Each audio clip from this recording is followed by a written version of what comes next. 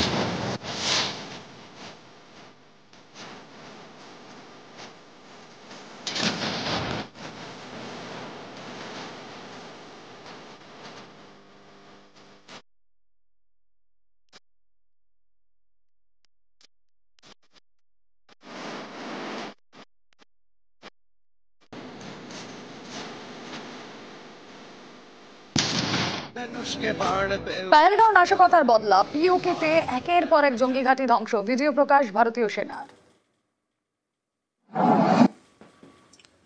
जय हिंद दोस्तों, तकनीक युद्ध। जय हिंद साथियों, आप में से कई लोग पहले ही हमारी तकनीकी ताकत देख चुके हैं।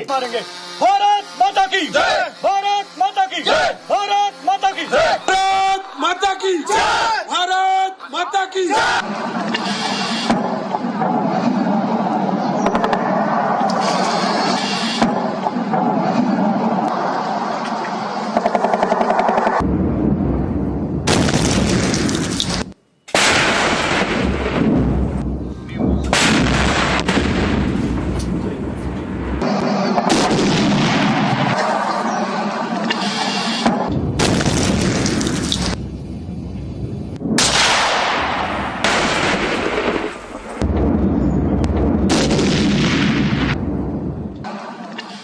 বারবার সংঘর্ষ বিরতি লঙ্ঘন পাক সেনার। পাকিস্তানকে করা জবাব ভারতে। সীমান্তে কমান্ড বাংকার থেকে সতর্ক নজর।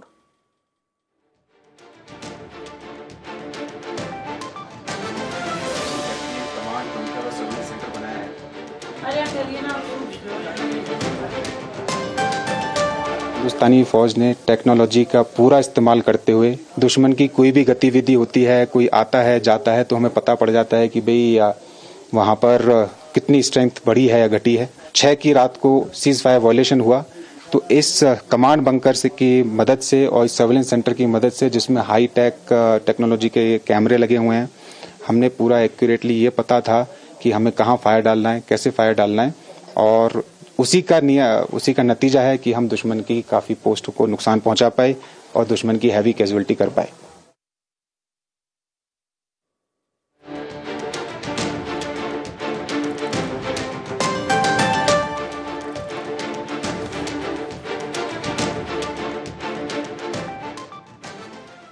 হেরেও পুরস্কার মুনিরের। পদোন্নতি পাক সেনা প্রধানের। পাক সেনার ফিল্ড মার্শাল হলেন মুনির। অপারেশন সিঁদুরে বেসামাল পাকিস্তান, ভারতীয় সেনার কাছে নাস্তানাবুদ। পাক সেনা তারপরও আসিম মুনিরের পদোন্নতি।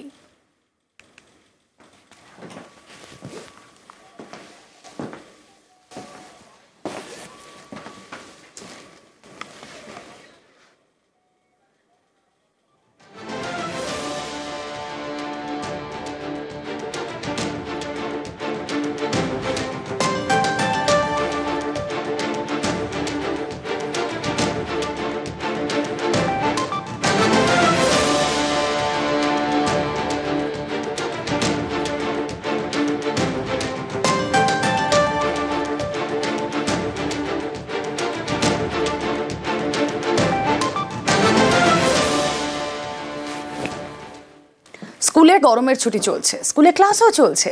বাড়ির জামা পরে স্কুলে পড়াশোনা। গরমের ছুটির মধ্যেও ক্লাস চলছে পূর্ব বর্ধমানের পূর্বস্থলীর সরকারি স্কুলে।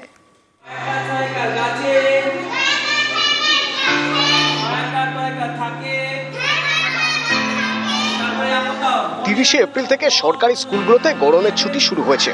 তবুও ক্লাস চলছে পূর্ব বর্ধমানের সরকারি প্রাইমারি স্কুলে।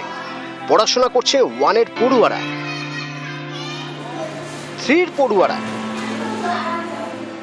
জাহাননগর জিএসএফপি স্কুল পূর্ব বর্ধমানের পূর্বস্থলীর সরকারি প্রাইমারি স্কুল। নার্সারি থেকে 4 পর্যন্ত পড়াশোনা হয়। গরমের ছুটি চলছে এই স্কুলে, চলছে ক্লাসও। প্রতি বছর গরমের ছুটিতে স্কুলে এক্সট্রা ক্লাস নেওয়া হয়। সোমবার, বুধবার এবং শুক্রবার 1 এবং 3 ক্লাস নেওয়া হয়। মঙ্গলবার, বৃহস্পতিবার এবং শনিবার নেওয়া হয় 2 এবং 4 এর ক্লাস। এক দিন এক একটা বিষয় পড়ানো হয় ঘুরিয়ে ফিরিয়ে। গরমের ছুটিতে আমরা চাই, আমরা আর কি বাড়িতে বসালেও তো ছেলেপেলে পড়ে না, এর জন্যই আমরা চেয়েছি স্যার স্কুলে যাতে একটু ক্লাস করি, ওদের পড়াশোনাটা রানিং থাকে, পড়াশোনাটা হয় ঠিকঠাকভাবে, মনে থাকবে যাতে ওদের।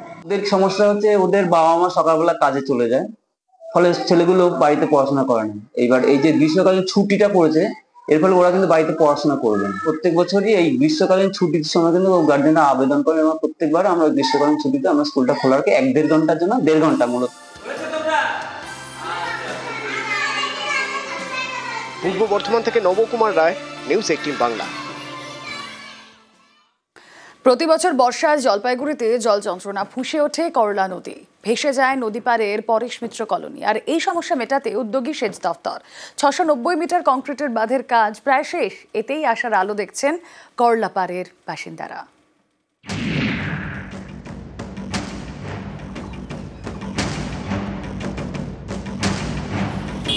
জলপাইগুড়ি পুরসভার 25 নম্বর ওয়ার্ড পরেশ মিত্র কলোনি, গা ঘেঁষে বয়ে গেছে করলা নদী। জলপাইগুড়ির লাইফ লাইন। প্রতি বছর বর্ষায় ফুঁসে ওঠে করলা, ভাসিয়ে দেয় পরেশ মিত্র কলোনি। বাড়ি ছেড়ে বাসিন্দাদের ঠিকানা তখন ফ্লাড সেন্টার।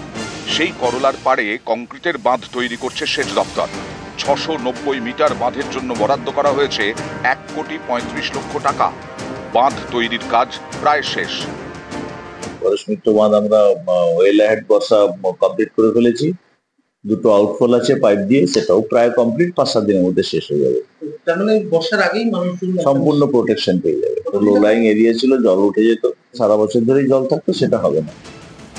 সামনেই বর্ষা, করলাপাড়ের বাসিন্দাদের আশা এবার আর ফ্লাড শেল্টারে যেতে হবে না, সৌজন্যে কংক্রিটের নদী বাঁধ।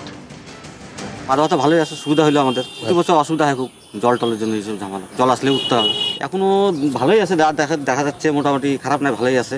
এখন জলটা হোক একটু, জল মোটামুটি অল্প আসলে পরে আমাদের উঠতে লাগে, সেটা এখন হবে না, অল্প অসুবিধা নেই। প্রতি বছর তো খুব অসুবিধা হয়, আচ্ছা 30 বছর ধরে খুব অসুবিধা তো চলতেছি। এবার দেখি বানটা হয়ে গেলে কোন সুবিধা যদি হয় তা ভালো। আপনারা এখন বাঁধ হওয়াতে শান্তি? হ্যাঁ, খুব শান্তি। সেচ দপ্তরের সহায়তায় আমাদের বাঁধ তৈরি হচ্ছে, 690 মিটার এরিয়া জুড়ে এটা বাঁধ তৈরি হচ্ছে। তো সেই কারণে আশা করি এলাকার মানুষ এবারের যে জলকষ্টটা ভুগত সেটা আশা করি হবে না। এতে ফ্ল্যাট শেল্টার, যেখানে মানুষ উঠে আশ্রয় নিত, অনেক বড় ফ্ল্যাট শেল্টার জলপাইগুড়ি পৌরসভার তরফ থেকে বানানো হয়েছিল। তো সেটা আশা করি এখন বন্যা পরিস্থিতি বা ঠিক থাকলে মানুষের সেখানে আশ্রয় নিতে না হলে আমাদের সেই জায়গাটা আমরা পরবর্তীতে কমিউনিটি হল বা অন্য কিছু করার মতো পরিকল্পনা করব। জলপাইগুড়ি থেকে শান্তনু কর, নিউজ 18 বাংলা।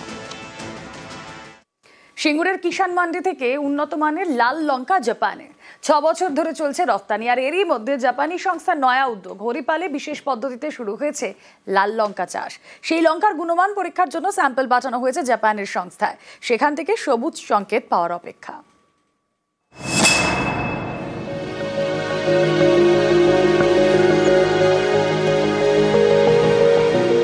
হুগলির সিঙ্গুর, এখানে জৈব পদ্ধতিতে করা হচ্ছে লাল লঙ্কার চাষ। 6 বছর ধরে সেই উন্নত মানের লঙ্কায় সিঙ্গুরের কিষাণ মান্ডি থেকে রপ্তানি হচ্ছে জাপানে। এই লঙ্কার মান নিয়ে উৎসাহী জাপানি সংস্থা, তাই হরিপালে শুরু করেছে বিশেষ প্রজেক্ট, যেখানে বেছে নেওয়া হয়েছে 2 জন কৃষককে। এরপর পলি ফার্মিং এর মাধ্যমে লাল লঙ্কার চাষ শুরু। মোট 8 রকমের লঙ্কা চাষ হচ্ছে। এই চাষের জন্য বীজ থেকে জৈব সার, চাষের প্রয়োজনীয় সরঞ্জাম সবই কৃষকদের দিয়েছে জাপানি সংস্থাটি। লঙ্কা বাগানে বসানো হয়েছে সৌর বিদ্যুৎ চালিত ক্যামেরা, রয়েছে আর্দ্রতা মাপার যন্ত্র, মাটির গুণমান মাপার যন্ত্র। প্রত্যেকটি গাছের গোড়ায় জল পৌঁছানোর জন্য তৈরি করা হয়েছে পাইপ চ্যানেল। কিভাবে চাষ করতে হবে তার খুঁটিনাটি লিখে দেওয়া হয়েছে বোর্ডে। ইতিমধ্যে লঙ্কার স্যাম্পল পাঠানো হয়েছে জাপানে, সেখান থেকে সবুজ সংকেত পাওয়ার অপেক্ষা। তারপর আরো বেশি অর্ডার, টন টন লাল লঙ্কা যাবে জাপানে। এতদিন ধারণা ছিল কৃষি মানে শুধুমাত্র খাদ্যশস্য উৎপাদন হবে আর সেটা খেয়েই আমরা বেঁচে থাকবো, কিছু উদ্বৃত্ত হবে বেচবো। কিন্তু জাপানিরা এসে আমাকে প্রথম শেখালেন যে কৃষি একটা সুন্দর ব্যবসা, একটা নির্দিষ্ট কোয়ালিটির জিনিস তৈরি করো, সেটা মার্কেটিং করো, করে তোমার দরকারি খাদ্যশস্য কিনে নাও মার্কেট থেকে। এখনো পর্যন্ত 160 কেজি লঙ্কা আমরা পাঠাতে পেরেছি জাপানে। আমার কাছে অ্যাপ্রক্স সারা বছরে 3000 কেজি আমার থেকে নিতে চাইছেন ফসল, শুধু আমার থেকে লঙ্কা। জাপানের লাল লঙ্কার চাহিদা প্রচুর। ভিয়েতনাম, থাইল্যান্ড থেকে লঙ্কা কেনে সেখানকার বিভিন্ন রেস্তোরাঁ, দামও অনেক বেশি। সেখানে সিঙ্গুরে লাল লঙ্কার দাম অনেকটাই কম, তাই এখানে উন্নত মানের লঙ্কা উৎপাদনে নজর দিয়েছে জাপানি সংস্থা। চাষও হচ্ছে তাদের দেখিয়ে দেওয়া পথে, এখন অর্ডার পাওয়ার অপেক্ষা। জাপানের যে রেস্টুরেন্ট আছে, চাইনিজ রেস্টুরেন্ট, ওখানে এই লাল লঙ্কার কিন্তু প্রচুর ডিমান্ড। সবুজ লঙ্কা নয়, লাল লঙ্কা। তো এই লাল লঙ্কা হচ্ছে তারা ভিয়েতনাম বা থাইল্যান্ড থেকে প্রচুর হাই প্রাইসে কেনে, 400, 500, 600, 1000 টাকা কেজি। কিন্তু আমাদের এখানে লাল লঙ্কার ম্যাক্সিমাম কেজি 100 টাকা। এবার সেটা যদি এক্সপোর্টের খরচ যদি আরও 100 টাকা ধরে নিই আমরা কেজিতে, তাহলে জাপান কিন্তু ওটা সহজেই 300 টাকাতে কিনতে পারছে। তো সুতরাং তারা নিজেদের প্রয়োজনে বা বিভিন্ন রেস্টুরেন্টগুলোকে সাপ্লাই করার জন্য ওদের যে বর্তমানে যে থাইল্যান্ড বা ভিয়েতনাম থেকে কিনছে তার থেকেও কিন্তু কম প্রাইসে আমাদেরকে দিতে পারবে, মানে আমরা তাদেরকে সাপ্লাই করতে পারবো।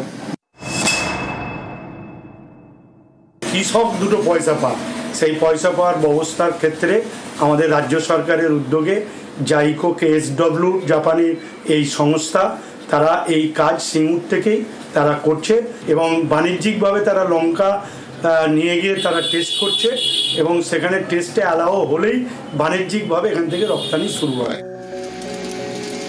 সিঙ্গুর থেকে রানা কর্মকার, নিউজ 18 বাংলা।